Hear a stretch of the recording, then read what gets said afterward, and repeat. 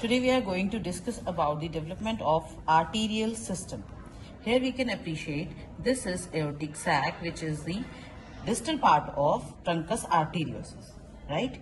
And these are the two horns, right and left horn of the aortic sinus, which is continue and make a dorsal aorta and the ventral aorta. So now there are some aortic arches which is embedded into the pharyngeal arches, right? Here we can appreciate these are the arches, aortic arches, and these are embedded into the pharyngeal arches. Anteriorly it is fused with the aortic sac and posteriorly it is fused with the right and left dorsal aorta. Aortic arches 1, 2, 3, 4, 5 and 6. So the fifth one is either incomplete or degenerate after some time, the development. And by the 27th day, first arch also will disappear. And the remnant part of this arch is called the maxillary artery. Or after some time, the second arch will also disappear and the remnant part of this arch is called the hyoid artery and the stapedial artery. In this model, here we can appreciate the dotted line which shows the degenerated arches. So this is the first aortic arch, this is the second aortic arch, both are the degenerated.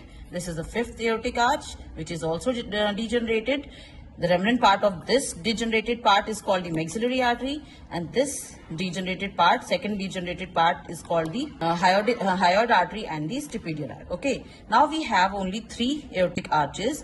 These are the intersegmental arteries. Here we can appreciate these are the intersegmental arteries. Now the third arch will form the proximal part will form the common carotid artery, and a bud arise from this part is called the external carotid artery, and the distal part is called the internal carotid artery.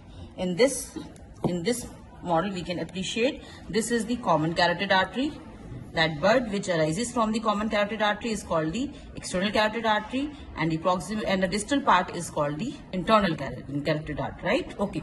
Now the fourth arch form the arch of aorta and the right subclavian artery. I would also like to discuss that the dorsal aorta of the right side will also degenerate, and the dorsal aorta between third and fourth arch will also degenerate.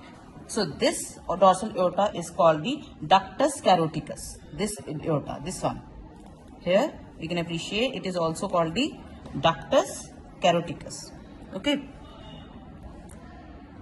So the part of this fourth and third aortic arch will form the brachiocephalic trunk, right? And this will form the common carotid artery, and this will form the arch of aorta, and this is from the left subclavian artery. Okay, and this part, because there is no any dorsal aorta, so this will form the subclavian artery and the 7th intersegmental artery. So this is the right subclavian artery.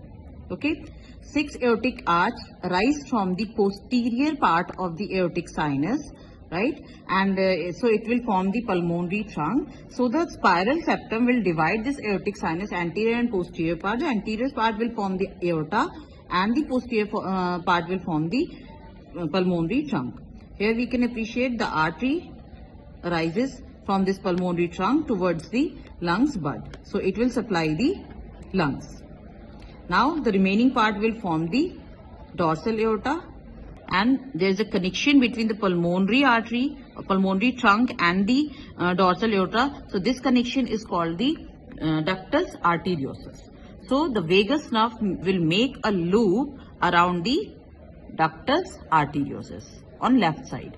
On right side, the vagus nerve make a loop around the subclavian artery.